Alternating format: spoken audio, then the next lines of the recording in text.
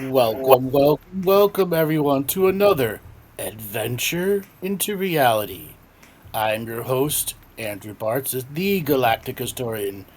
I am joined today by Laura Two Feathers Massey and Dale Sleeping Bear Tobin. Hello, Welcome everyone. to this adventure into reality, where we open up the call lines for people to call in to us, just like it was in the old days. Laura and Dale, you guys have been listening to my call-in shows for a long time.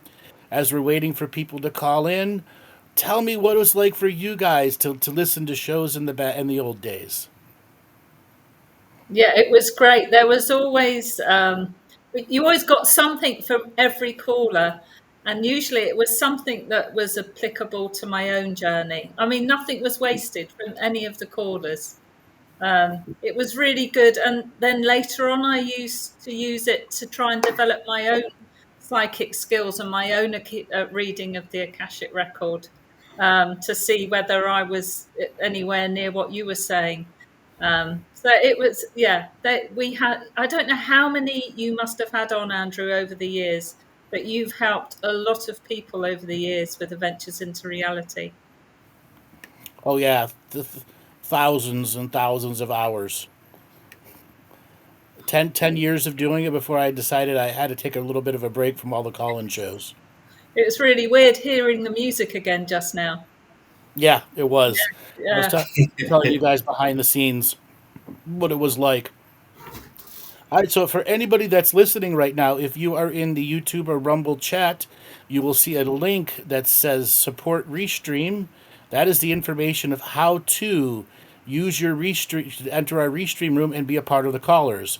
One is a how to use your microphone, and the other one is the link to get in there. We are open to calls. We'll be waiting for people to stack up a little bit before we take our first call. Dale, what about for you? Listening to shows for so many years, and now I'm actually being on one.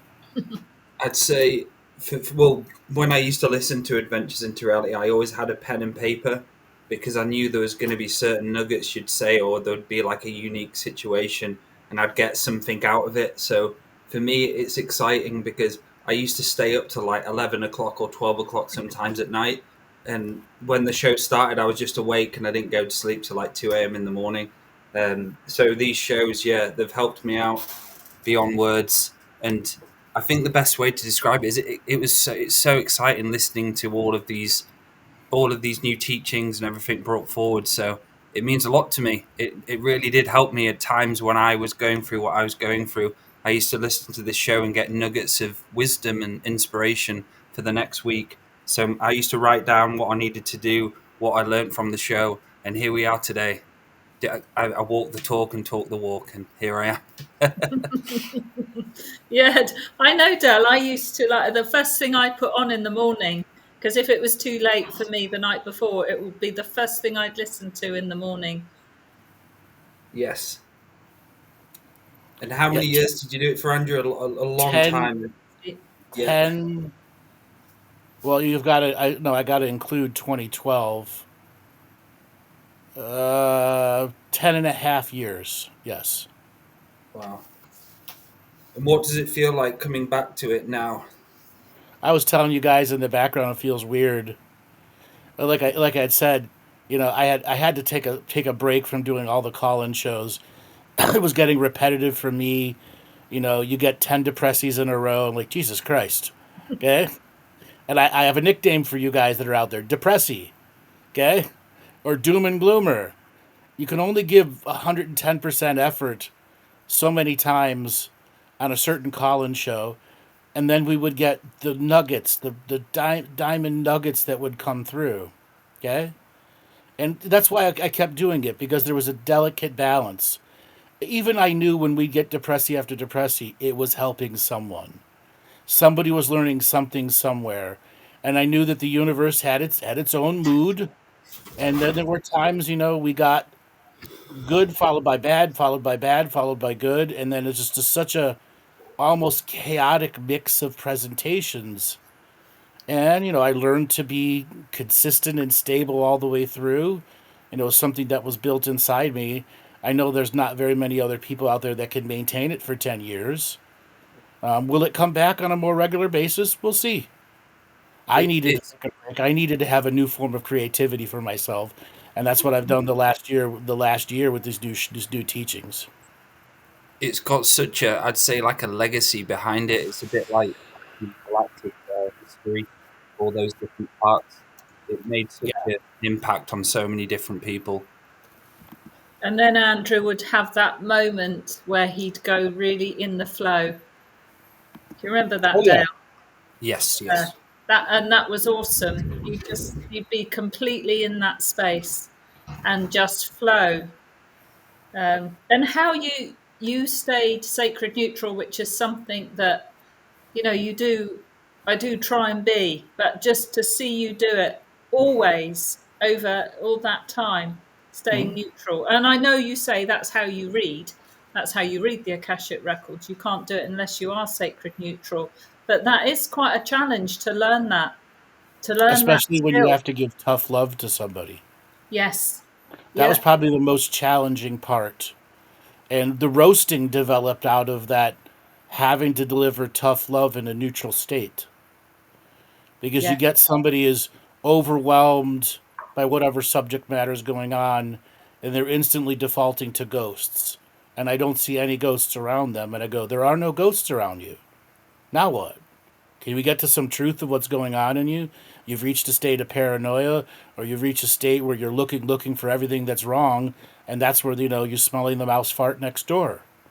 Mm. Statements like that, or the lady that was having issues, and I gave her a Gucci purse and a brick and a gold brick. Yes.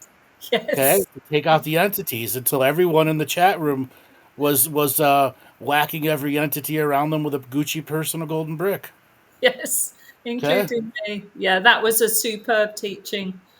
Plus the entity that you put in a corner in a dunce's hat. yeah, we've done that a few different times. Yes.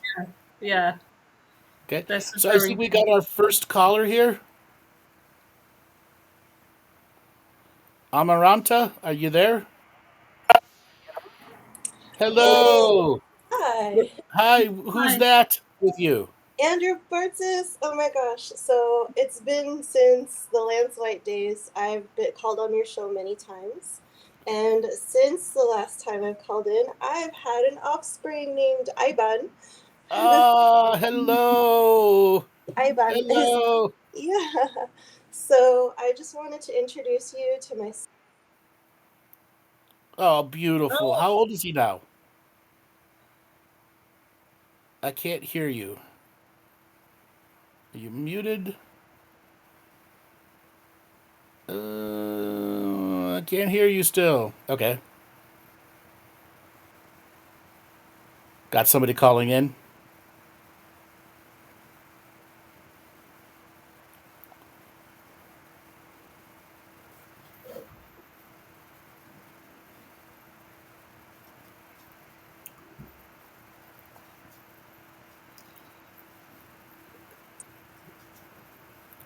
Hello, hello. Well, while we're waiting for her to get her audio fixed, 1 year. It's she has a baby. Yay!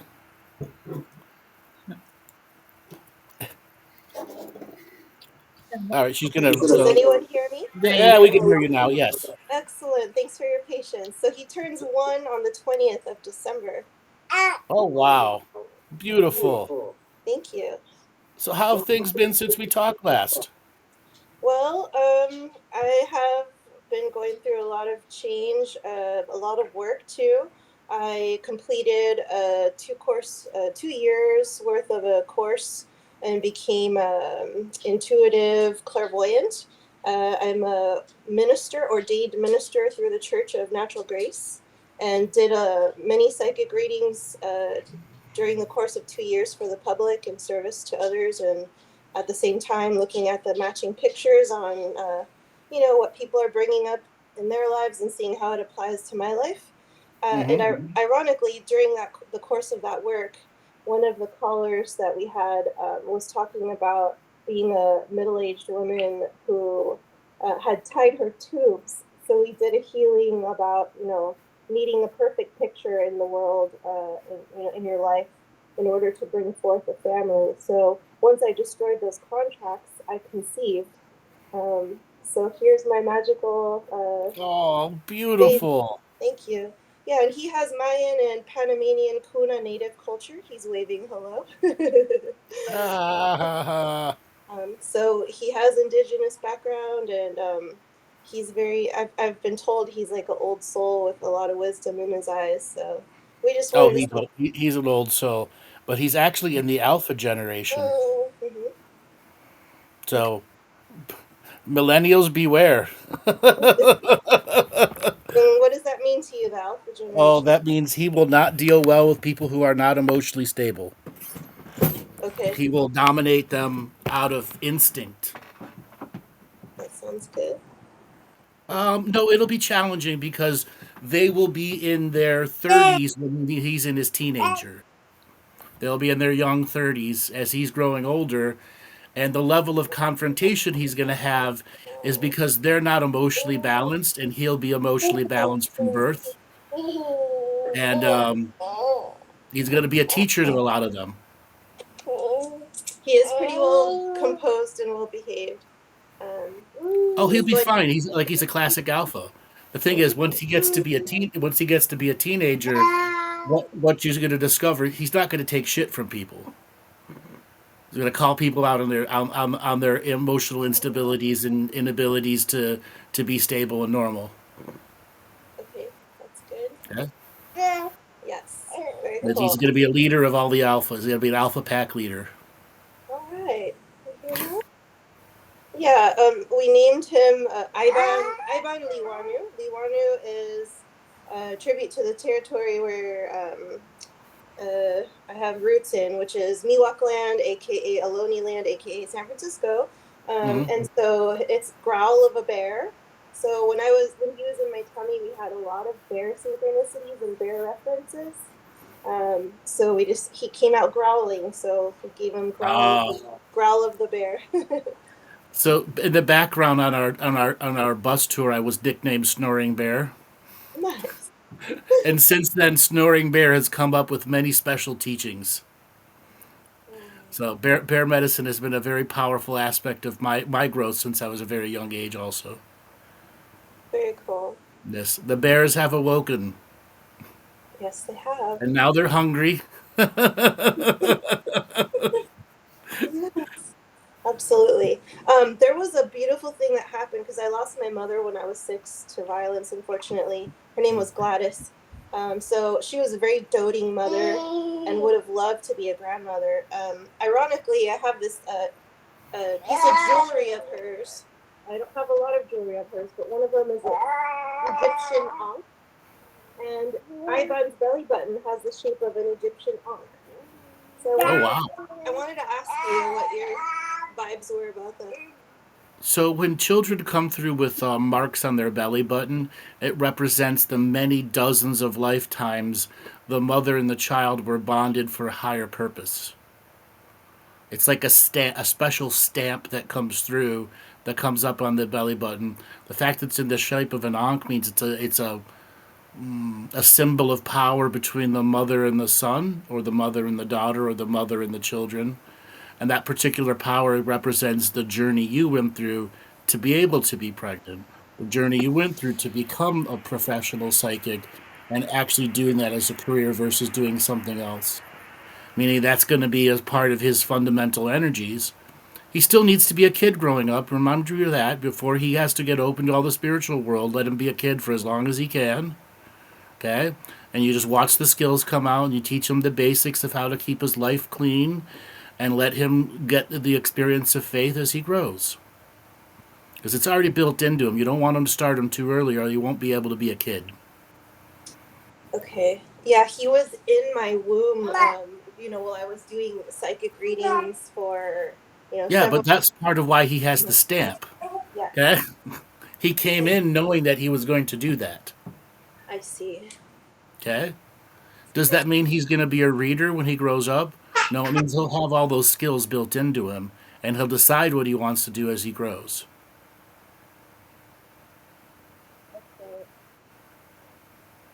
cool.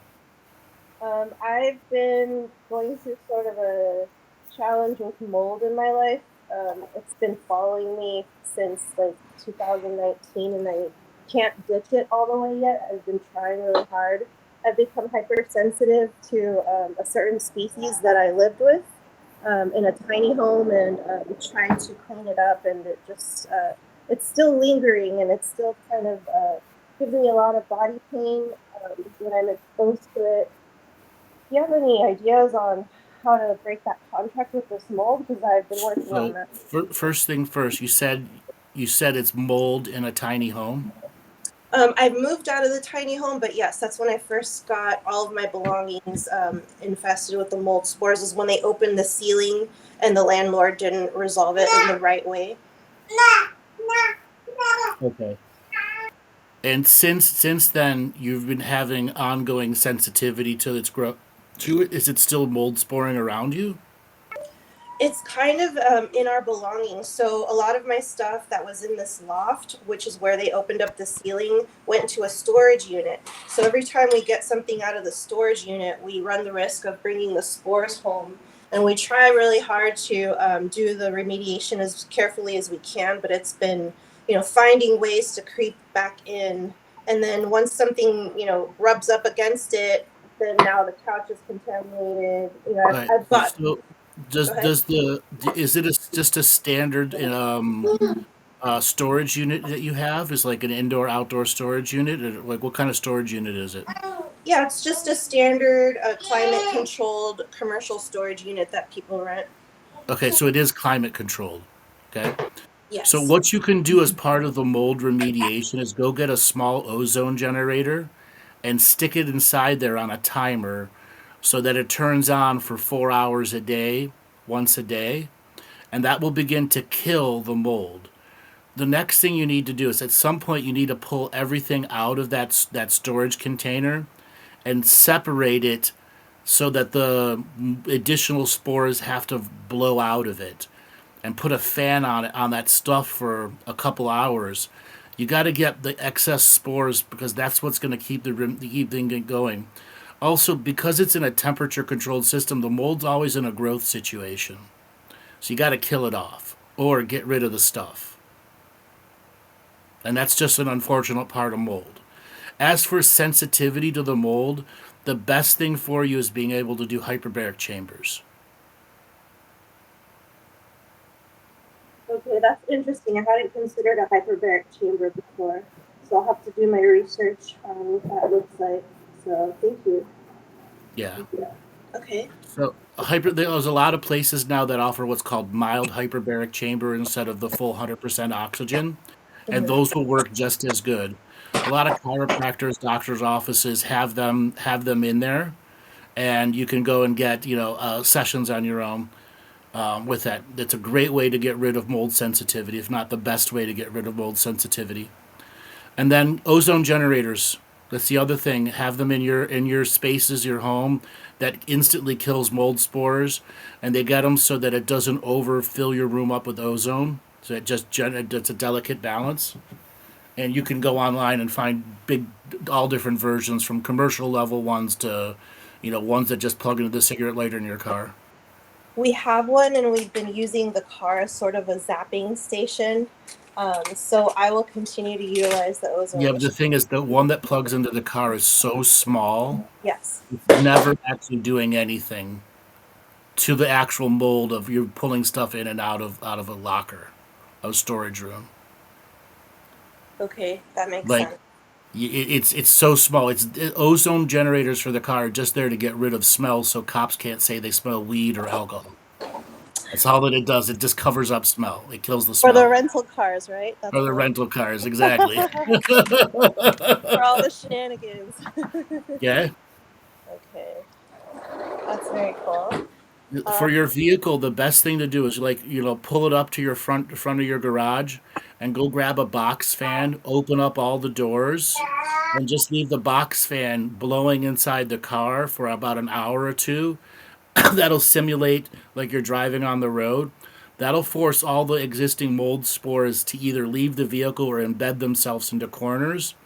and then you just begin regular detail vacuuming of the car, and you'll get rid of those mold spores.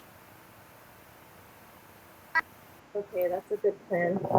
And I've called you like maybe my 5th time now, and I've never had the courage to ask my galactic origins. Do you still do that? I still do that. Yes, some people are ready, some people aren't. You are Pleiadian.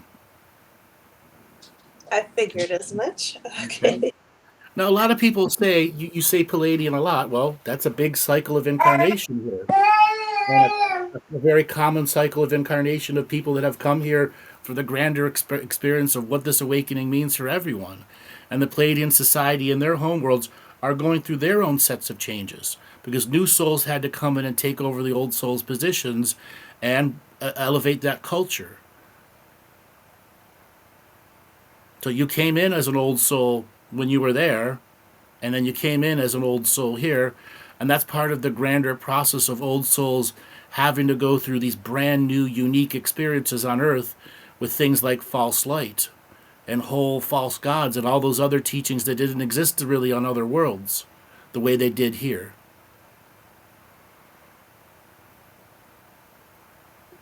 Is that having anything to do with my abilities as an artist? I am a pretty good painter. It's what I've been doing as a career for a long time. What kind of painting? Well, I'd love to show you if I may. Here's one that had a fun story. I sold it and it came back to me. Beautiful. I didn't have paintbrushes at the time, so I had to use paint markers, squeezing the paint out with Q-tips and napkins. Wow, it's great detail in the hair. Beautiful. Thank you. And then here's a wolfie. Wow, great detail in that too. Thank you. And then this one I did when I was 16. Wow. 16. That's detail. Yes. So The depth in the eyes, wow. And then this is the latest one that's not done yet, but this guy was calling to me. So they kind of called to me. That's an octopus. This is sorry, the baby's needing some blueberries. I'm used to it, don't worry. So when the different animals call to you, do they call to you in dreams? How do they call to you? Just kind of the standard synchronicity situation where the last one was a dream. The last one was a killer orca whale. So the orca whale in the dream was a baby, and it had in the dream a Sharpie marker on its back. So it's a very direct message to say, please draw me. And then I have to remember the dream, which I did. So now the next one in queue is a whale. Okay. So when it comes to the journey of inspiration, sometimes you have to trigger inspiration. And what may be a good idea for you is to start having like a picture album of thousands of different animals. Just grab pictures off a line and start throwing them into a picture book, and just let that picture book play in the background over and over again. So every time you walk by it, that the thing's putting on a new picture and a new picture, and that could help stimulate some more of those higher forms of communication. Okay, kind of like where we can have a photo album running on the iPad. Yep. Okay. Yep. That's cool. That's a good idea. It's constantly running. It's to say, just download as many as you can. 2, 3. Oh, beautiful, beautiful. How are you selling those? I'm not at the moment, but I have an Etsy page. I'm trying to kind of pivot by setting up a Etsy business so that I can make reproductions, print on demand business, so that I can have more time at home with the baby versus being on a ladder or painting murals, because that's what I was doing before the baby and also while I was pregnant. And now it's you know how it is with moms. We have to. Do you have the Etsy page already? I do. It's the name of the shop is Amaranta Creates. I'll put it in the chat, but it's spelled Amaranta Creates. And then my website is amaranta-art.com, amaranta-art.com. art.com. And, I am a healer, and all of these are created with a lot of intentionality and with galactic alignments, like the Lionsgate portal of 2015. That was a big one this year. That's when that's when this painting was made. So it was done during a moment in space-time that had a lot of power behind it. Same with this wolf. It was the Blue Blood Wolf Moon. I don't know if we remember that one back in 2019. Yep. We had the Blue Blood Wolf Moon. So that's why I made this one here. So they're, when I make them, I can't really go back and work on them later because that moment is imprinted in the art. Of time, yeah, slice of time and space. Yes, beautiful. Yes. Uh-huh. Yeah. Oh, I love the butterfly. Yeah. So the irony, when I was first introduced to the butterfly medicine, I had like a forked experience, two experiences at once.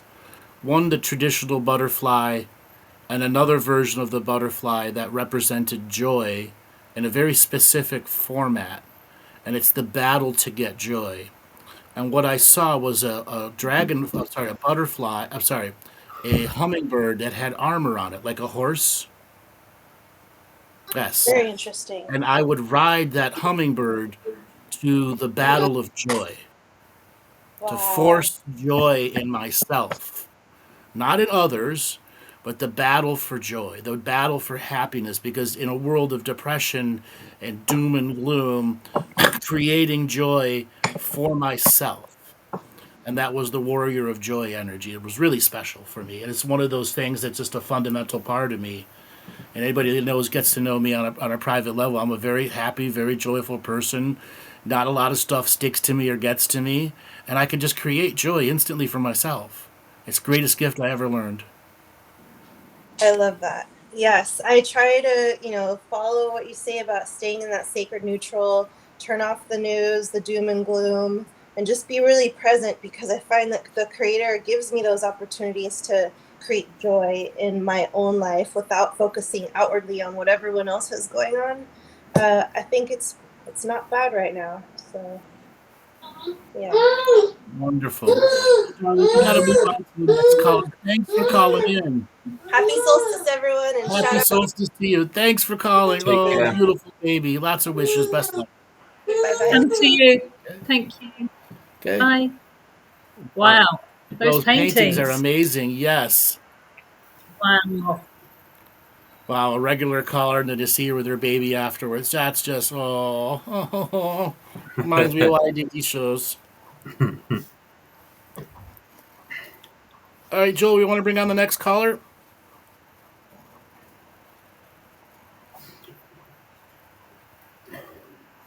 Okay.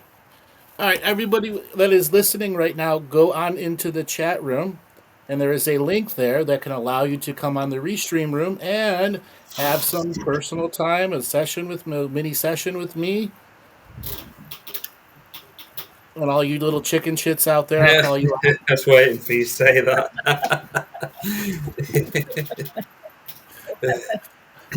That's something else I regularly did, call people chicken shits. Yeah. Remember you said it to me on a call-in once, the one call-in I did called me a chicken shit, and I was like, yeah, I am. I had a lot of good one-liners. Time to put on the big girl pants. Yeah. Suck it up, buttercup. Yeah, suck it up, buttercup, yeah. And now you've got some, I don't know if it's new or not, but you've got the demon hole, which is, I use that a lot. Yeah, that was actually from a show in 2020. 2020, yeah. The demon hole. Don't put your pee-pee in the demon hole. And one of my favorites is how's that working out? How's that working out for you? Something you used with me, and I've never forgotten it. And how was it working out for you, Laura? Back then. It did make me question. It's a really, really good question, actually. That ought to be on a t-shirt. So Can you elaborate? You were talking about this lovely baby with the markings around the belly button. Yeah, it's a stamp, spiritual stamp from mother to son, about passing on the energy of psychic creativity, artistic creativity, and that's he's come in to do that work, but he still has to make the free will choice to go down that direction. Okay, so he would have been with the same, or whoever has this would be with the same mother lifetime Yeah, they've been after together lifetime? many times and have done this before. Okay. Do they ever Oh, swap many times. roles? Yes, that's the whole Or is point. it Is they always swap roles all the time. Yeah. okay? Okay. And All right. sometimes the And what mother about dies, and it's the husband has to raise the child also. So all that happens too. what have you said about birthmarks before as well? They have a huge significance. It all depends where it is, what it looks like. But they're marks from other lifetimes. They could also be lineage birthmarks too that denote the change in the lineage, or if the lineage is not changing, or the lineage is expanding or contracting. There's lots of things it can represent. Right. Going back to that children comment where you're saying about just letting the child grow up, that was really beneficial when I heard that on my reading. When the light work in me was trying to strategize how I'm going to bring them up, teach them meditation, all of that. And there was just such a release and freedom came when I just was like, right, that's all I need to do is let them be kids for as long as possible. And I can see how uniquely beautiful and beneficial that is to a child, and to not be able to taint or try and push spirituality in any way on them until they're old enough, obviously, come out of childhood. That was huge for me, that one. Yeah. You could teach a child faith, Yes. but don't have to show them all the teachings and the practice. There you go. And I can't tell you how many people called me, and my child's going to be a psychic. The first words that come out of their mouth are going to be prayer words. And I'd have that sigh moment where I'd have to say, you got to let them be a child. I cannot tell you how many people who are adults now and have called me, and spirituality was brought onto them at a very early age, and they knew nothing else. They never had real childhoods. They just developed too fast and took on all these adult mental pathways that didn't allow their natural narrow pathways to create. And that's it. If you're forcing spirituality a little bit or pushing it on them, a lot of them turn around to hate it. Yep.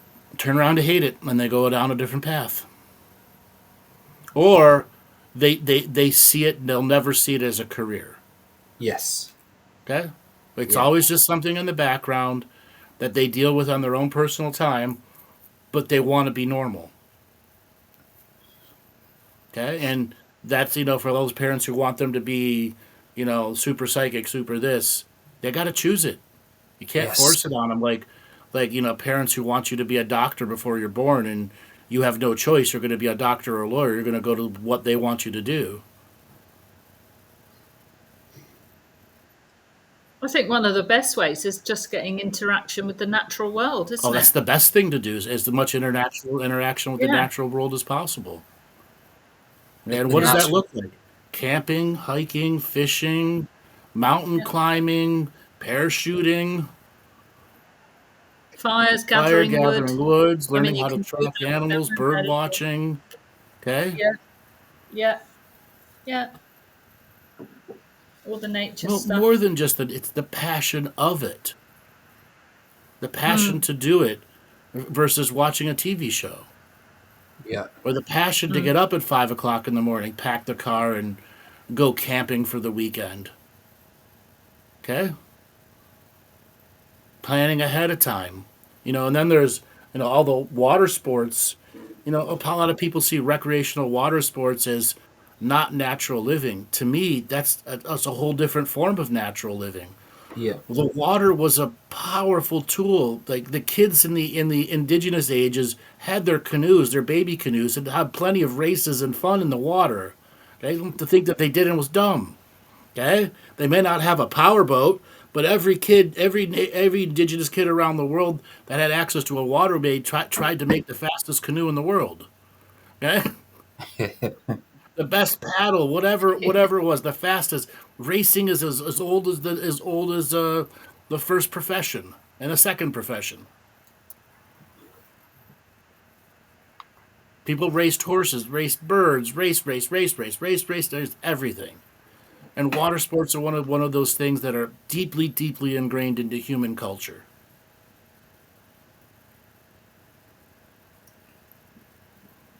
Because I feel that is the most beneficial for them is fun, just joy and fun, and Pure joy and fun.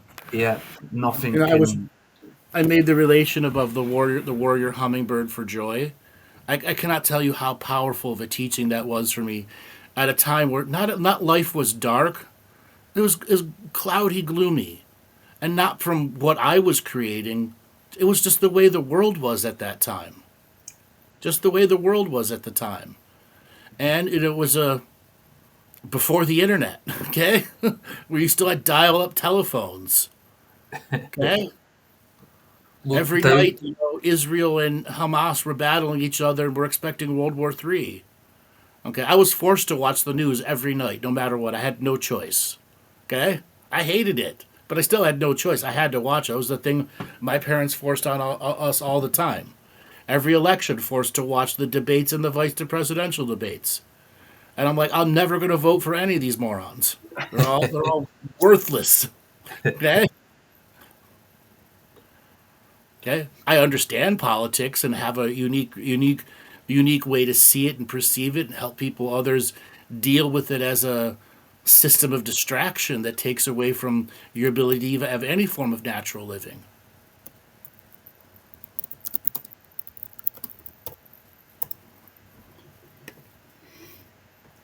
Okay, we can bring her in as soon as she comes in.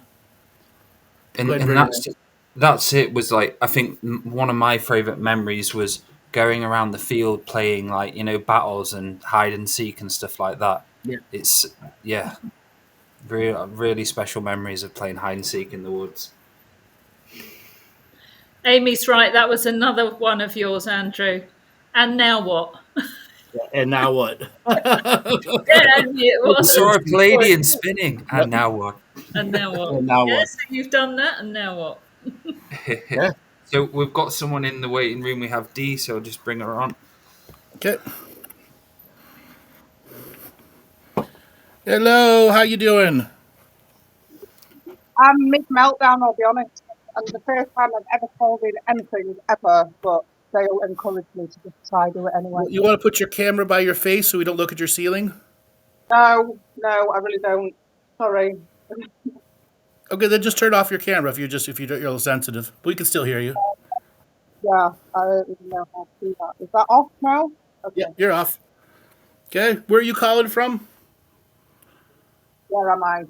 North England. North England. Literally don't know. How long you been listening to the show for? Ever since last wife, and pretty much everything that you've shared, and I've got to say, you have saved me so many times, or you have taught me how to. Like, what are some of the things you learned? Oh gosh. Pretty much, you've taught me everything I know, or have reminded me and my soul about stuff that I knew but never heard it from another human being. And then how to actually use that knowledge to not get sucked into trying to be so-called normal human that obviously wasn't working for me ever. Yeah. Well, you're on the show. What do you want to talk about? Here you are after all this time. I know. I'm not entirely sure what I'd like to talk about now that I'm actually, like you said, I'm kind of giving a meltdown. I tend to live on the edge of some kind of emotion that, whether it's frustration, fury, tears, devastation. Darling, it's really, really hard to hear you. Can you come closer to the computer? Yeah. So I'm just kind of living on the edge at the moment of all the emotions that are so overpowering. and I'm trying not to, let it all kind of basically ruin my children. I've got two beautiful children, and I, I don't want to affect them to the point where they grow up broken like I did. So yeah, multiple times really. All right. Well, I'm reading your energy here. You are an overwhelmed energy. You know that, right? Mm-hmm. Okay. Why are you living in overwhelmed energy?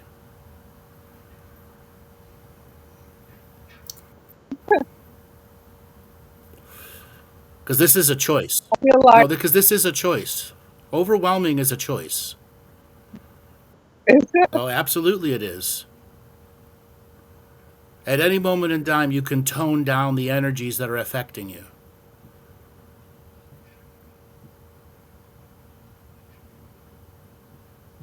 So why do you have to live this overwhelming pace?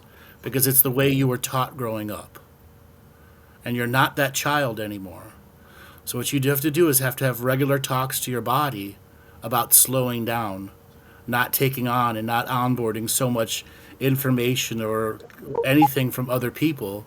And you got to try to achieve a silent state of mind on a regular basis. That is how you counteract overwhelming energy, out of choice. Acknowledging the choice that you're overwhelmed and acknowledging that you have to lower that stress level inside yourself.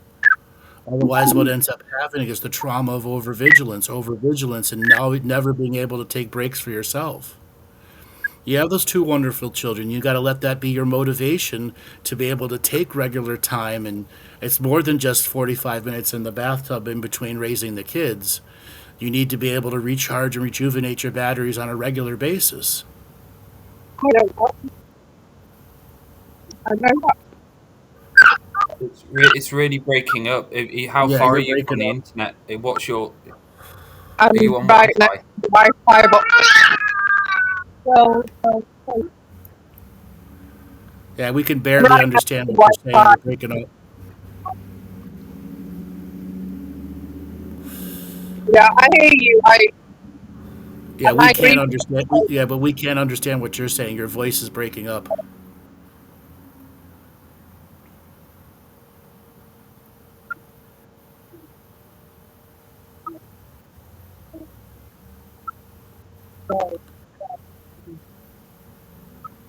I'm not quite sure. I don't. Right, Are you using Google Chrome or are you on another are you on another browser? yeah, I've gone through Google Chrome. I've found it, and tried to log in. But can you hear me now? All right. We can hear you, but we can't really understand you. Are you on Wi-Fi or are you using 4G, 3G? I'm on Wi-Fi. Okay, so I'm how stood far are you away from the router now in the house? right next to it.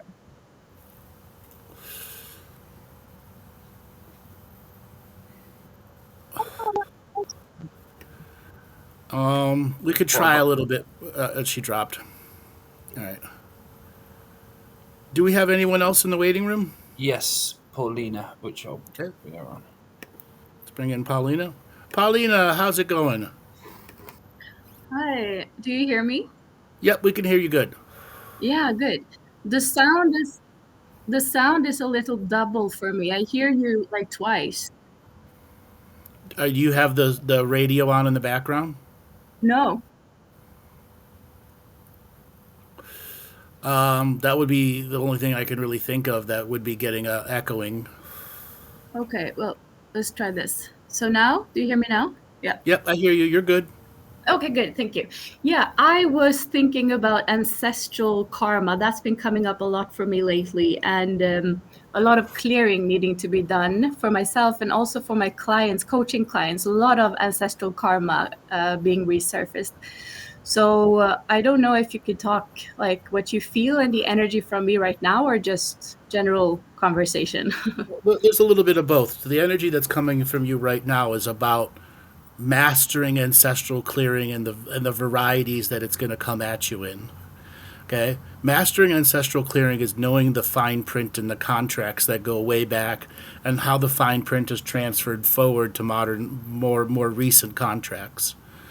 So part of it is the book work of understanding how contracts are written from age to age to age and how that age translates into another age. Like a contract for ancestral karma for a family abuse in the 1600s is a different contract in this modern era now because abuse is very different than it was then. Okay? You then have to break down what the original contract was and then how it mistranslated into the modern time. And then for clearing of the ancestral karma, you can clear it, but the person will bring it back if they fall back to bad habits. And that's something that you just have to know. Okay? So you can clear and clear and clear and clear, and the person's like, well, it keeps coming back, and then you have to address the habit pattern that keeps bringing it back, which is the next form of coaching that's going to be asking for you, because you're going to run into a lot of people where you clear the karma, and yet they keep bringing it back. And having a person stuck in repetitive karma where you're constantly coaching and clearing can be very tiring on you. And you'll have to up your level of game where you have to put it on them to actually maintain the clear process. And that's why it's coming up for you now. Okay. Yeah, because I had a client today as well, and I saw the karma very clearly, and when they are not ready to receive it with the mind, it's a little balancing act, how much to give and not. Right. That's why you have to master the whole journey of explaining to them the nature of the contract that they came in with, and that you explain to them in such a way that there's only so much that can be cleared if you keep bringing it back. Now, their human mind can understand that. They may not do anything with that, but that's okay. That's why you have to have a system for them to fall back on that limits this that shows them the repetition process, where they have to pick up their own daily practice. Yeah, and I also had a dream space coming into this person. It was almost like the dream space came in and took energy from it, like it lured that person into the dream space. So they were stuck in one dream space as well as this karma thing. All right, so that dream space was probably being passed on from another lifetime, in which that was a magical practitioner. Depending on, they may have not been well skilled, but they knew enough to be dangerous.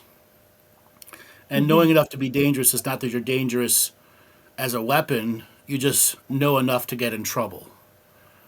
And that's being passed on from lifetime to lifetime to lifetime. There are soul shards that are still stuck in that dream frequency that the new soul and the new lifetime has to figure out shamantically to recover itself. Part of reclaiming into the modern future all aspects of your pieces, parts, and selves. So yeah, because we didn't have time to go into that version with the dream space, how to handle that. But would that be okay to do? Because I want the client to do the process themselves, so they get the information and the knowledge. So I don't just do things for them. So that's the best way to do it, is to show them how to do it. You may have to coach them through it a couple times or do the first or second clearing, but then you have your system to fall back on that is about them being able to do the work on their own when you're not there. Yeah, exactly. So what I saw in that dream space was almost like it was a space, and from another dream space came a being into that dream space that were attached to her. So it was like many dream spaces attached to each other. Yep, that's because it came from a past life and had been passed down to several different I-ams over a few hundred years. Yeah. That's the original person that created it, as I said, knew enough about magic to be dangerous to themselves and got themselves a big chunk of themselves trapped in this odd intersecting dream world. And then when they passed, it was not resolved in the life review, and the next baby was born, and they brought that in as something to resolve. That person couldn't resolve it, passed on. Somebody in there tried to resolve it, made it worse, and it keeps getting passed on until someone has the pure sovereignty teachings to be able to reclaim it. And those soul surgery techniques that takes to reintegrate it back into the body, even though that's not the original body it came from. Yeah. Okay, now, yes, I see now how to do that. Yeah. And that chunk that's stuck there is probably a highly creative chunk. And the soul needs it back. It's got to give it the task each lifetime to somebody to figure out the magical system and techniques to reintegrate it to the body so it can go through a natural life review during the next death phase. Yeah, so you could go through revisiting certain dream spaces to go back into that originated. Yes. Okay, yeah. Very good. And is that also because she was having dreams where she processed a lot of her things right now, and I've been experiencing the same thing for myself. Like I go into certain dream spaces, and in my dreams I do the same thing over and over again. Is that also related to that? What are you experiencing from your end? From in my dreams, I've been having dreams where I go to a certain retreat space for many months. I had different places, sometimes on a boat, sometimes on a hotel. But now last night it was on a whole island with a collective space with many people. So it changed and it enlarged compared to the other versions that I've been having for the past few months. But it's still a retreat space with a certain particular type of people. What type of people? Those who are interested in spiritual growth and wanting to form a collective or some sort of community within spirituality. So that represents the entire potential list of clients you'll have your whole lifetime. Okay? That's what that's representing. And the fact that the dream space is expanding like that meaning your journey of solidifying the coach, the reader, the healer, is reaching a state where it's solidifying in such a way that you're expanding your entire potential client list. And that's why it's a retreat place.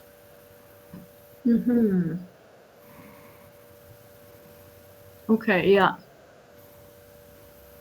That's because you're mastering your unique signature frequency. And expressing that unique signature frequency without other people, places, or subject matter suppressing it. Okay, yes, because other parts of the dream is where I deal with emotional things related to my personal things, all about. But so I dream a lot about that. And I keep wondering, is this somehow a world where this trauma also exists and we're going through things in this version of reality, or is that just me trying to heal subconsciously or something? All right, so once again, that's a future, space of the future. It isn't healed in you in the now, and you're going into the infinite potential future dream space and going through the many different versions of what it takes to heal it. So you're experiencing many different versions of healing, but it's also teaching how to be a more powerful healer as you find the right signature frequency that's going to match that healing of that personal trauma. It's a way of training yourself for all the different potential clients while you're in search for your own personal healing. It's on the journey of being the healed healer. You heal yourself enough so you can heal others, and you're absolutely at that stage. You've healed yourself where you can heal others, but you're also at a state, healing is an ongoing event, and the particular journey that you're on right now with all that whole subject matter, you're using the potential future dream world to learn many, many new forms of healing, even though it may not be the specific healing you need to heal your individual trauma. But you're on the search for that special healing you need. And it's a dreaming treat. That's why it's coming as a retreat place also. Yes, and I actually took your advice and did my own healing on myself the other day, and the results were amazing. I was like a new person after, so I'm so grateful for that you've been pushing on to that. Yeah. It's important that healers heal themselves. Yeah. If anybody out there that's a healer, you got to put yourself on your own table once a month, if not twice or three times a month. You got to learn to use your skills on yourself. And once you're able to do that, fully experience how good you can really be, you become so much better with clients. Yes. Yes, it really, really works. As I said, I was a new person after 1 hour session with myself. Yeah. How often are you working on yourself now? Now I'm doing it a lot more. So maybe, yeah, every day I do it actually. Good. Yes, I do. And it's important that you see the money getting paid to yourself through your crown chakra. You got to see the spiritual payment. It's pay it forward to yourself by doing a healing on yourself. And any of that money that comes in, you're spending on yourself from yourself. Okay? And it doesn't Yes. matter what it is that you buy with it, because it's part of your creativity and your expansion of growth. I actually did that. I spend that money and go out to dinner and have amazing times with that money. So I actually follow that advice very It carefully. makes a huge difference. It really makes a huge difference when you Yeah. do that. Okay? Yes. And I've I'm also gifting had, myself a special dinner after healing myself. Damn it, I'm good. yes, exactly. And I had a reflection about giving and receiving today because I felt like I have been over giving for my whole life, actually. And now I see the imbalance that creates within oneself and also for everyone I meet if I do not receive. So could you Yep. talk a little about that? Well, you've got 90% of the teaching right there. If you can't receive, you can't give at the same level, even though we try and try and try and try. And once we start receiving the good tidings and wishings and energies from other, it expands our total potentials into whole new levels of experience. So if you're give, give, give, give, but will not receive, you're cut off from the universe. You're only operating at 50% of your potential. I So see. the I see message that is, in yeah. Go ahead, Dave. psychic surgery, Andrew. Is a lot of people that find it harder giving themselves healings and giving other people healings. As soon as they turn it inwards, they find it so hard. And it's something I've had to do. I probably give myself a session once a week, maybe twice a week now, and I have to upkeep that because as soon as I stop upkeeping it, it becomes harder. So I definitely think at least once every 2 weeks for yourself. There's another really cool thing you can do is where you send a treatment forward in time and receive the heat treatment and give yourself a treatment as well. So say if you sent the treatment to next Tuesday at 7 p.m., you accept that treatment, but you give yourself a treatment as well. So you have two treatments on top of each other. That's a really cool, unique experience to do as well. Yeah. I've talked about that over and over again. Paulina, have you tried sending treatments forward in time? Yes, I have. Yes. How does that work for you? Yeah, it's good. At this moment in time, I'm focusing on the now because the now has been calling for that. But yeah, but I have tried that, and I know I noticed big results afterwards. Yes. Yeah, very, Andrew, very important. is the inability to receive or the reluctance to receive, is that part of a self-worth issue? Yes. Self-worth, it can be vanity, it can be a whole variety of emotional circumstances that prevent the acceptance of good wishes from others. So it's almost Or like gift. a program or a conditioning. It can be a program, but it's something that's developed into a very intense rejection system. System of rejection versus program. A And the good programs way. may use the system of rejection. It's also Another, almost a martyring in some ways, though, isn't it? Because there's it only does come one down way to of martyring. energy. Usually that's a big part of it, martyring. Giving away until you have nothing for yourself. That's classic martyring. A good one as well, Paulina, would be sending prayers forward for the treatment. So you're sending prayers of relaxation, so your body can be in a relaxed state when you're giving yourself the treatment. That's a good one as well. It's just getting those prayers ready forward in time for yourself. Okay. She's dealing with the now moment, and she can send just standard prayers to the future now moments that can intensify her normal now moments. There's many ways to strategize at sending stuff to potential futures. Just a prayer to be even more in the now, and then accepting in that moment of now that I can be more than this moment of now. Yeah, because what happened when I was in the now very intensely and called in all of myself, first there were like 5, then there were 10, then were hundreds, and then thousands, then millions of selves coming in. So it was very powerful and strong. So I can imagine when you it's trying to show you how much you should be manifesting here. When that many come in, that's how much strength you have to work with others. Imagine if there's 1 million of you in the now to counsel and coach a person. Yeah. Things that can be accomplished. Okay? Yes, exactly. Okay? Yeah. And that made me think about the multidimensional selves, because I heard you talking, I've been listening to your old shows for a few days now, and you talked about, there was one woman calling in and she was asking about, can we have 2 or 3 lifetimes parallel now, in this now?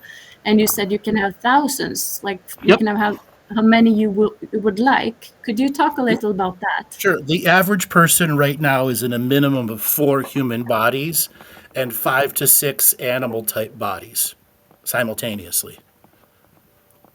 Okay? And then there are others that come in 200, 300 at a time because they have a lot to resolve or have a specific mission plan. They may be living 200 lives. One may live 10 years, one may live 7 years, one may live 90 years.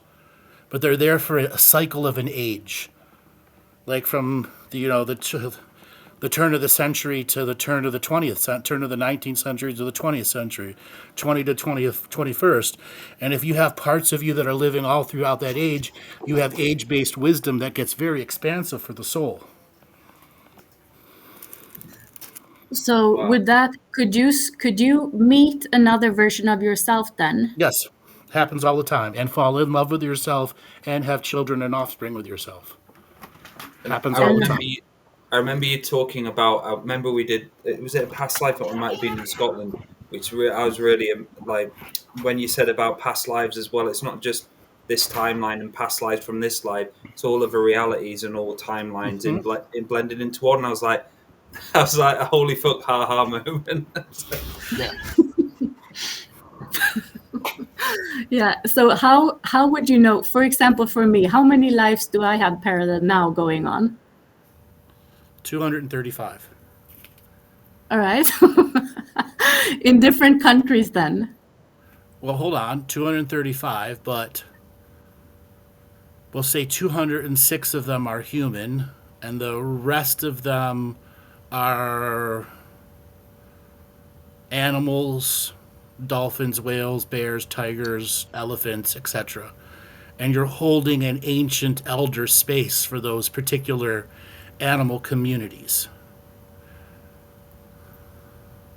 And as for living, you're spread all over the world, but you have several of your own self living in New York City, several in Los Angeles, several in a variety of other places.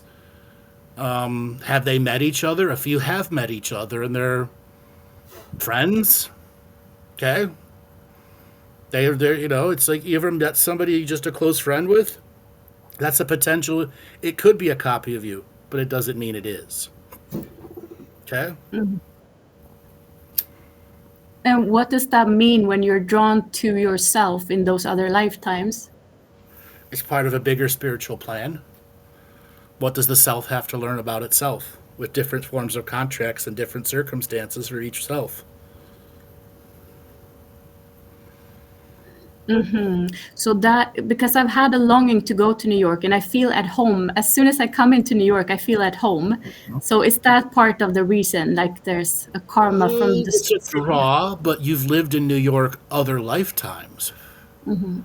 Okay, and you have a regular, contact with those that live in New York City in through the dream world. You're interconnected to all your other living selves through the dream world. Okay?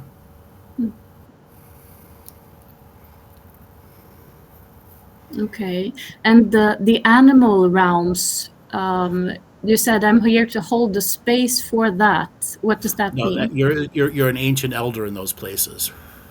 Mm-hmm. You're an elder soul that stays incarnating in a lineage because many of the animal communities have lost their elders. Mm-hmm. Okay? So you've stayed incarnating in a lineage to make sure that that lineage doesn't lose its elders during the time of the great transition into remembering and awakening. Mm. Okay. And is that what you see? Because I saw a video of the Aurora Borealis and the Northern Lights, and I saw a bear in the structure of that light. Is that part of connecting to that? Yes, because that's the dreaming lodge of the great bears, the great medicine bears, the hibernating Mm-hmm. medicine bears. There were And many how? shamans, the shamans of the indigenous worlds, who could transform like shapeshifting into bears. Bears, ravens, mountain lions, foxes. They naturally had shapeshifting abilities, or earned them shapeshifting abilities through the rituals and ceremonies they did. And the animals living here on Earth plane, are they able to connect to spirit realm of Oh bears, for yeah, example? oh yeah. They Yeah. have their own relationship to spirit world. Yes, they do. They don't have television. They don't have cell phones. Mm. Okay. Many of Yeah. them don't even have many of them don't even have opposable thumbs. Okay. Yeah. No Facebook. Exactly. Yeah. Yeah. So this opens up a whole new world when you are 235 versions of selves, and what to do with that? Is that something we can use for something? Sure. Have a reunion. Call out to all 235 and say we're having a Paulina reunion party 2023. Okay? All And right. invite them to come and to be a part of the reunion party. Okay. Okay. Send them all Yeah. RSVPs. Yeah. And you bring the ancestors as well then, seven Yeah, you forward. That's bring the everybody. ancestors. Some grandmother version of you will cook. Okay. Mm-hmm. Mm. Like if Yeah. you were to have a reunion of all yourselves and you were the party planner, what would you do? That's where you start. I'm the party planner. I've Mm-hmm. sent out all my invitations. Okay. Who's going to RSVP? Okay. Now you got to start planning the party. I think I'm very focused on the healing part. Like I want to heal all the karma and trauma so we get rid of all of that. Yeah, but you'd be healing more karma by just having the reunion versus individually doing all those healings. It's a Really? natural karmic healing through reunion. Those that Mm-hmm. all show up out of free will to figure out who you are and who each other are. Think Think of of all the the good karmic things. resolution just through the reunion energy. Mm. And all That's a that great one. cooking, Yes. all that cooking, Paulina, ancestral, Yeah. all the healing within the cooking. Yeah. Yeah, you're right. A lot of Okay. soup. Yeah. Exactly. The healing can be in the cooking. Mm-hmm. Okay. So, what would you cook for your 235 versions of yourself? I would do something easy to cook, a good soup. You're gonna give you're gonna be cheap and just give them soup. Come I on. was waiting for that. I was waiting. Yeah. Yeah. I've not come Come in. on. A little lazy. Yeah. A little lazy. Yeah, I would be. Okay. You Yeah, could I have it haven't. catered. You could have it catered. Exactly. Then Okay. it would be Cater different. they All right. went to What's grandmothers your and what's your catering menu gonna be? If you add those details to the meditation process of creating it, it's a huge resolution journey because that might determine if somebody RSVPs you. All right. Okay, what's on the menu? Yeah. And what determines how many versions of yourself you split yourself up into? Oh, that's up to the higher soul.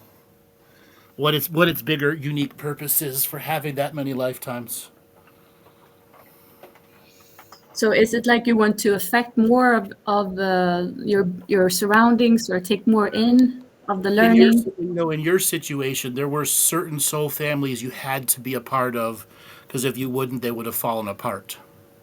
So even if you came in as a 9-year-old kid and died when you were 10, or came in and lived all the way through the life, you're anchoring a frequency in the living world that allows new ancestors to come into the lineage. That's why you're in so many different lineages.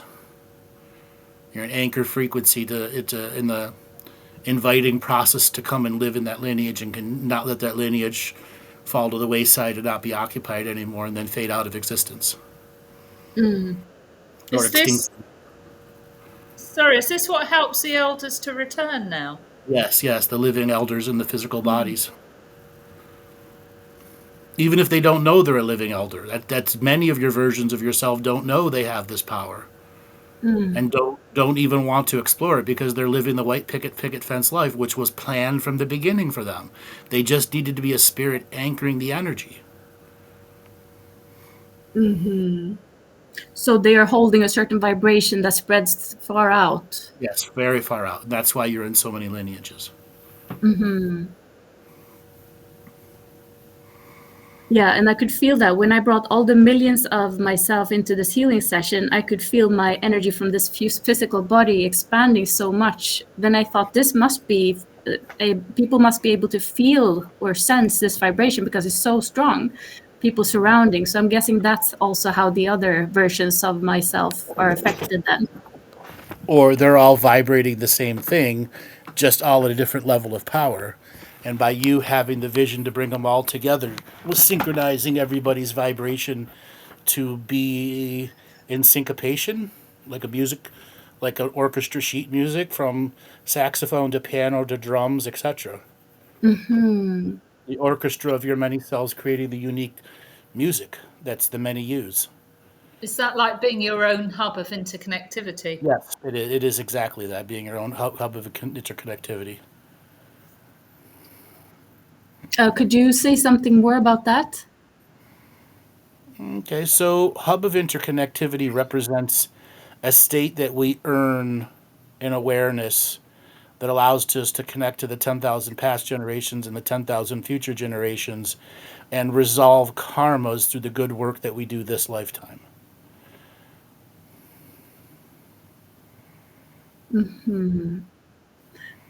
And do we all come in with a lot of karma, or are some people having less karma and only being there are many people born karma free because they worked hard in dozens of other lifetimes to clear up the karma so that they could have a pure free will lifetime ahead of them.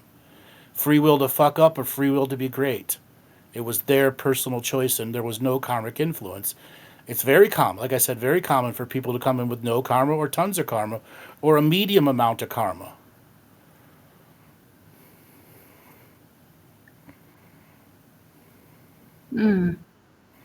Somebody is asking, would it be freaky if one of herself was listening right now? Yes, it would be. It's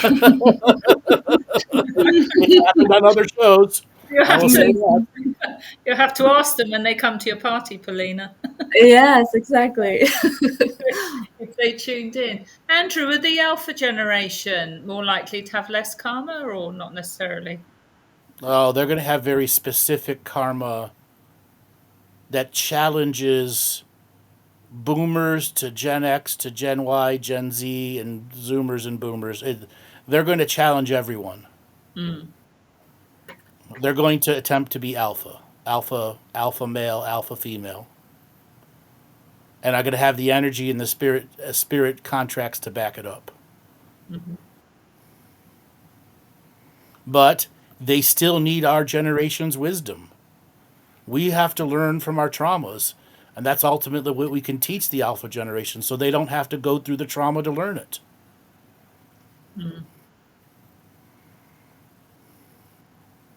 So alpha will have specific karmas.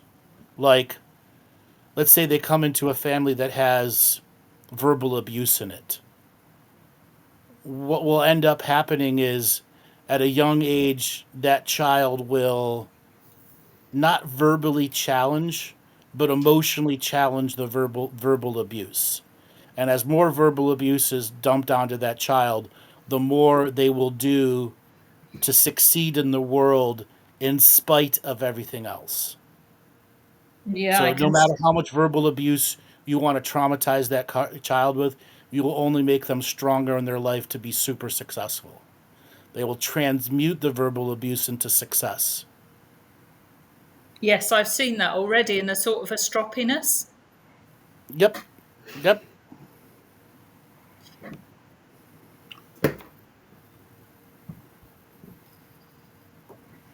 Well, Paulina, we got to move on to the next caller. Thanks for calling in. Thank you so much. Have a good You're one. welcome. Thank you, Paulina. Nice to speak to you. Thank Yeah. you. Bye, Danny. So next we have Debbie Lynn. Debbie Lynn, are you there? Debbie, all you got to do is unmute yourself. Yes. Hello. How are you doing? Good and you. This is such a surprise. I just came for the info and now I'm in the show. Yeah, where are you calling from? I am from South Africa. Welcome to the show. What did you want to talk about Okay. today? I actually have a recurring theme that I've been dealing with, but I actually got some of the answers now just listening to the show. It feels like it's a looping cycle connected to receiving, but I feel it's deeply rooted in shame. Okay. Were you shamed as a child? Yeah, a lot. What kind of shame? But I think I actually can't pinpoint because there was a lot. But what has unfolded was there's always a trigger to a mystery school that really brings it full on, and then there's almost like this spiritual attack. It's usually when there's a lot of receiving getting ready to play out or come in for me. Okay. So when you were a child, what was the theme of shame that you went through? Just a theme.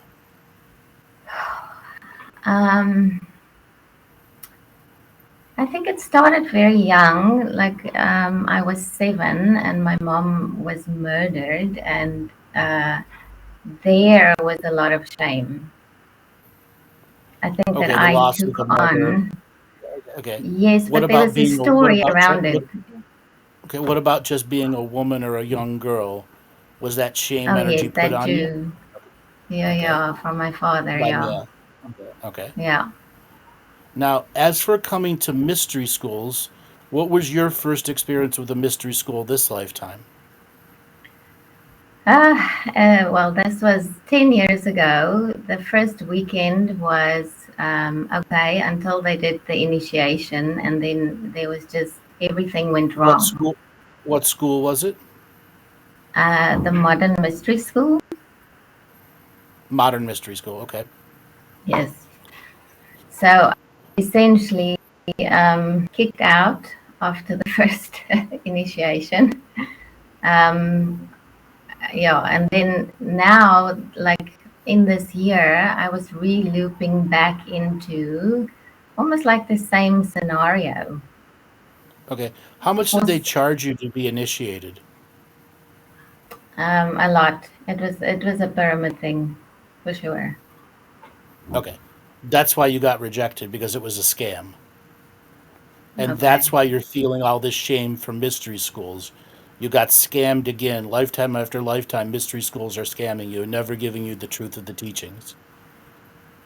That was the So thing. Like my word for you is drop the mystery schools. You don't need them. They're I'm going to hate to say this, but too many volumes of mystery schools end up being complete and total scams. yeah. Okay? I do understand. Well, I think that's what like I'm not really quiet. I'm very inquisitive, and I was asking a lot of questions, and I kept hearing sure, and that's why no. you got kicked out. Because if you ask too many Yeah, questions, you discover that it's a scam. Even though they yeah, may have real teachings in there, but those at the top are scam artists. Yes. I hear you. Thank you. Okay? That means you have to take up a solo practice. You'll stop all Yeah. this negative karma picking up a solo practitioner journey. Yes, you want to have friends that are in magic. You can earn them another way. You don't need a mystery Yeah. school to become special. Thank you. You just need your dedicated, heartfelt work on yourself, and then what you're going to do with that heartfelt work on yourself, how you're going to help others. Or go into the grand philosophy stage. It's not about healing others. It's about developing the unique philosophies of how to live a natural life. No. That's all Create your makes me mystery school. emotional. Listen, you can create your own mystery school of one. You don't need anybody else to be a No. part of it. It's just you.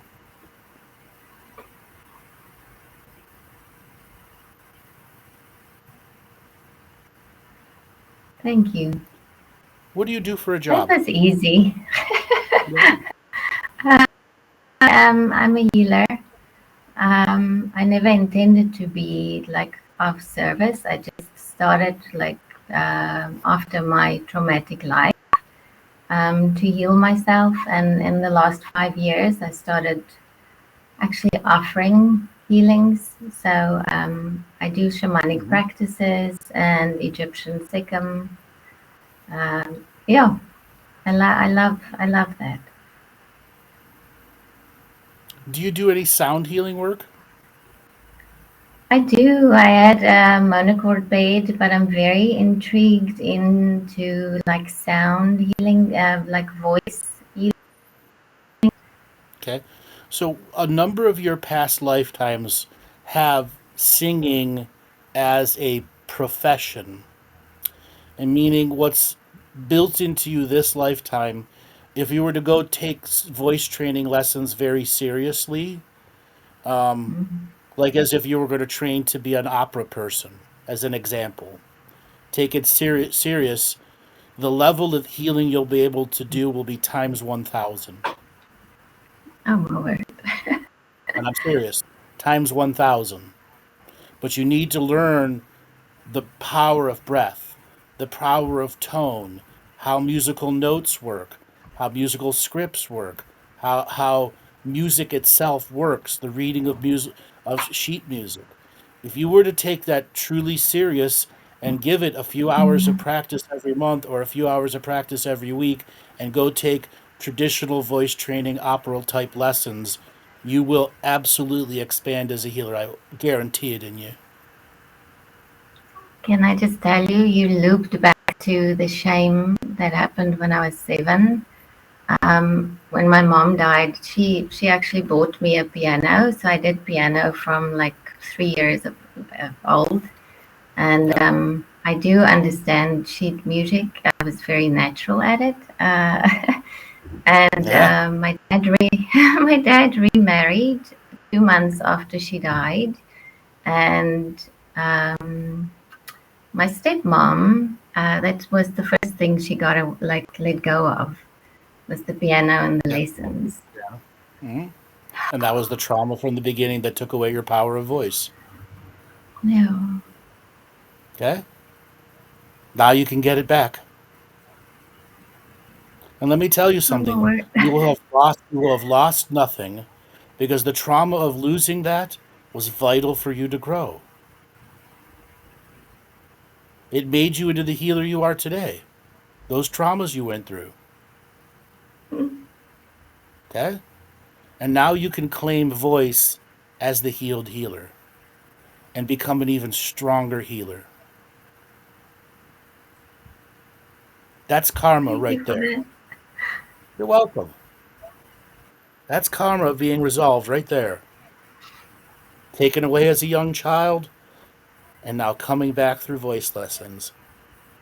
As I said, the level of seriousness that you give it, it will repay you 1,000-fold every time. Yeah, I have a deep calling, but it was the shame that kept blocking me, and I didn't know how to get around it. Well, I'm sure you can find a voice lesson teacher in your area or online. Okay? Yes. Okay? If you can find somebody that's traditional trained in opera or knows opera style voice training, that's your best bet at rapid expansion. Okay. Okay? Thank you. And you got to learn the power of the solo of the opera, where you are the solo singer. Okay? Okay. Definitely diving into that. Thank you so much. You are so welcome. I got another question for you. Yes. What are you charging? What are you charging for your healing? Well, it depends on who's in front of me. Sometimes if souls like really struggle, I'll go into like a barter. But I go soul guided on it always. You got to stop doing that. Mm, You got to set a price. okay. Listen, in this healing journey, you will never get the dollars back versus the value you give. But that's why we're Okay. healers. Once you set a price, you can give away sessions here and there, but you have to limit that. If you stay on this sliding weird donation scale that you're stuck on, what ends up Mm, happening is the clients that you get will end up taking more than they ever give you. yeah. Okay? Set a Yeah, I price. understand that as well Don't because I undersell. do get exhausted then. Right. You can't undersell yourself. Okay. Okay? Yes. This type of solidity will truly change the nature of clients that you have coming. And more will come once you solidify a price. Okay. I hear you. I've Okay? seen that. It's just my heart sometimes just goes out to, I think a lot of healers do that, but it Sure. does take a toll on you. But then you can make a product that has all the healing wisdom in it, and you can give that away for free. So you don't have to do a I healing for actually, each individual person. Okay? I actually started doing that. I made scrubs that has like a cleanse and all the revocations in it, and I do give that away.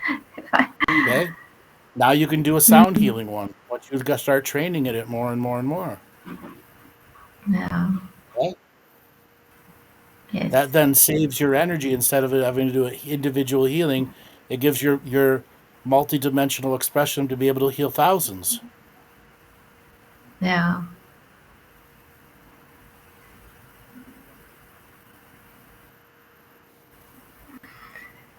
Oh, I'm sweating like crazy. Thank you. Because you're feeling the high frequency of the show. That's what Adventures into Reality is about. Every time I do one of these shows, I spike my frequency to the highest that it's been.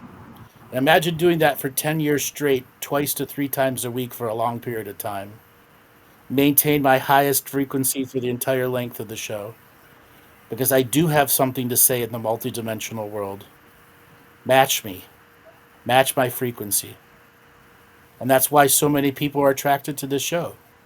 They haven't felt this high frequency in their daily lives or have never felt it. That's why so many people are attracted to the type of material that I create, because it works. It really does. I have to share something else. The first time I engaged with the mystery school, what got me out of the extreme backlash and attack was I literally woke up from extreme attacks like 3 a.m. and I screamed, and I was connected with the dragon god, and I immediately felt safe. And the very next morning, the first thing I came in my ear, and this was 10 years ago, and I went to go and Google you, and I found the contract revocations, and I've been on them for 10 years straight. And they really do work. Like, this is part of my day flow, what I do. Mm-hmm. So thank you for that. You're welcome. You know how many people have told me that exact story? During a time of attack, something the next day, something whispered my name into their ear, or they were on a Google Mm, search, who's this guy? Okay? And all of a sudden, pow, they're hit by my frequency. yep. Okay? I decided to come in and make a big impact. Okay? Well, it's working. It's Yes, working. it's working. Okay? Okay? Mm, thank you. You're welcome. Darling, thanks a lot for calling in. Thank you. Thank you. Thank you. This was You're amazing. welcome. Amazing. Thank you so much. Thank you. Thank you. Thank you. So, Dale and Laura, let's talk about frequency of the shows. You've I'm all heard me enjoying. go high frequency before. What were some of your experiences with that? I think a great one for me was when we did the Galactic History, when we went over that, and it was just me and you, because Yep. I had to then be speaking to you and kind of like matching that high frequency all the way through the show. And it's kind of like it's trying to high frequency, lower it, higher it, but not be burnt out. And that's something which has taken me a long time to be able to do. Like me going into high frequency for a long time, maybe 3 years ago, I'd just be burnt out straight away. And it's inspiring the way you kind of just withhold it, but it's not like an intrusion frequency or stepping on people's journey frequency. It's like a kind of echo. Are you going to match this frequency of remembering, Yeah. or and so on? So it's like you're echoing out for people to match you, and some Yes. people obviously can get triggered, get sad, get down, go out of the body, or just feel uncomfortable, and that's obviously that's what you're doing. You're the standing wave of the peacekeeper and peacemaker, and that's something I saw in my first Aya journey a long time ago. Was what we've done, what you've done on these shows for ancestral balancing, just matching this peace frequency and everyone hearing it, how much ancestral value that has behind it. Um, it's very unique and inspiring, because now through my shows, from learning from you and doing that, I can then do that as well. And the shows become so different. It's like I did my first show, The Dreaming Lodge, which is on the YouTube channel. And it was only for just about half an hour, but I was in high frequency for all that time. And it was just such a different show. It was such a unique show. And to be able to obviously learn more and more, it's inspiring. It really is. It is. And Yeah, it is. Yeah, it's. I was just thinking now. I think because of the work I've done with you over the years, um, it goes right through to my bones now. I accept this frequency. I can feel deep in my skeletal structure, deep within the cells of the body. And in the beginning, when I first came across you all those years ago, I knew there was a resonance there, which was deep. But I think it's now I'm much more open to your frequency. There's no well, I know sometimes I have resistance, but there's very, on particular Because yes, on something I need to learn from you.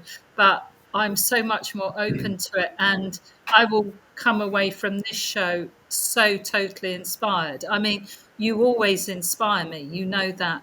But when yep. you get into these flows, and I do love Adventures into Reality, just hearing you talk to other people, and it's a real honour to be present here with Dale as well, on Adventures into Reality, and being able just to maybe chip in now and again and have that greater understanding, which has taken, yeah, it takes years. It's not an overnight thing. It's years of doing the work and listening to you, and actually going out there and turning that knowledge into wisdom through action, which is something you've always taught. And your Right. teachings just, they stand the test of time again and again and again. I mean, they are timeless, they are infinite, and your language is the new colloquial now. I love it, Andrew. Thank you. It's just such an honour to be here. and another thing to add here, it's like obviously going from being a listener to a good friend. It's like it's helped me evolve in such a way where because you don't. It's not like you don't have time for shit, but you don't have time for shit in a way, and it just kind of like it gives you a broadened perspective of what's real, what's not, and so a lot of people find it hard being around you because you're not going to take people's shit, you're not going to take their delusions and illusions, and this is something you see time and time again. Is just you call it out as it is. And that's seeing the truth for what it is. And a lot of people can't deal with that because when you're around someone like yourself, the programs can't hide, the shadow can't hide, and you always have to match this frequency of love. And a lot of people have a hard time doing it. And obviously, I've been doing the shows for a year now. I've done Talking Stick show for a few years before, and I've evolved beyond words from myself and obviously your material, being great friends with you, being great friends with Laura. It's had its challenges, but they've been the best challenges I've ever had, and the best, and they really are. They're like nuggets, and a lot of people just can't seem to match the frequency, and they'll kind of potentially sometimes turn for no reason, and it's just like, you just see it time and time again. Wonderful. Thank you so much, Dale. No So I got a problem. question from the chat room. Somebody wants to know, what can I share about my own ancestors? Oh, it was an eclectic bunch of misfits. Thinkers, philosophers, artists. What have I learned about my ancestors? So everyone knows I have a Greek ancestry for the lineage. But beyond my living lineage, I have many other ancestors who are in other lineages. Other elders holding other places in other lineages.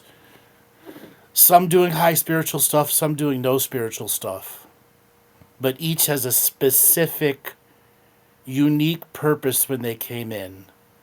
And my specific, unique purpose as the Galactic Historian was to help everyone put together the colloquial now story and help them define what the global narrative is trying to distract you from.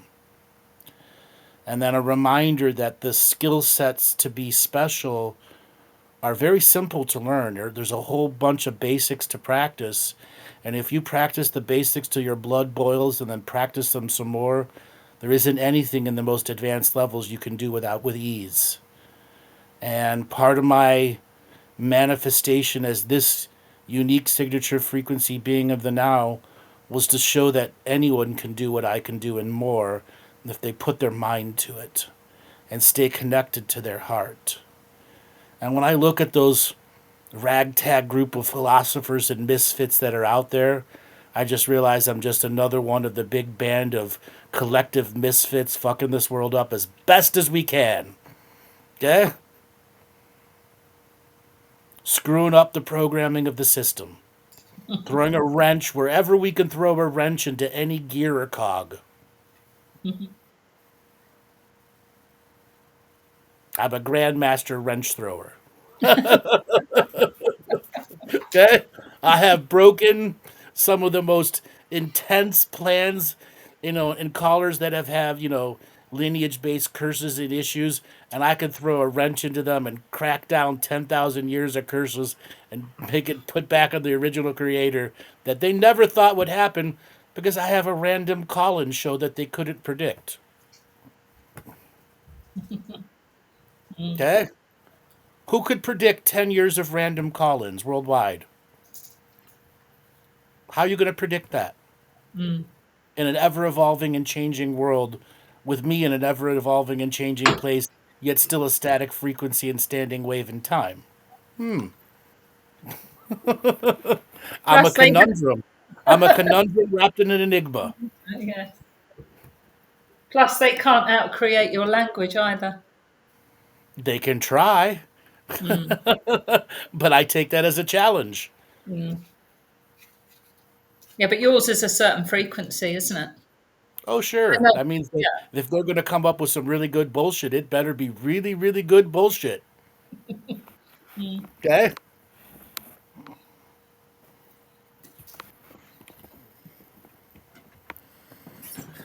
Well, guys, let's call it an end to the show. I know we got some more callers in there, but we're already at near the top of the hour.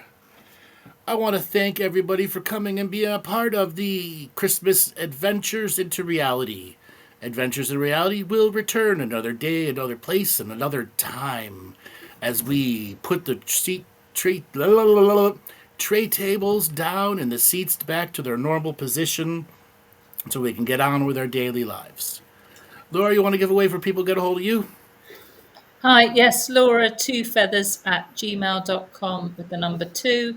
We have a combined healing therapy website and also Two Feathers Medicine website if you'd like a session with me, or just private message me on Facebook, whatever suits you. Thank you, everybody. Really great show. Dale, give away for people to get a hold of you. So head over to daletobin.com if you'd like soul retrieval and psychic surgery and ancestral balancing. I'll also be running psychic surgery training in January, so head over to the website to have a look more into that. Thank you again. All right, everybody, you know who I am. You go to my website, andrewbartzis.com, and you can find all of our wonderful products in our shop page, everything from the basics boot camp to the light language class. You can also book sessions with me on our new automated booking system. All right, everybody, take it easy. We'll see you tomorrow for our Friday night game stream. All right, Joel, take us away.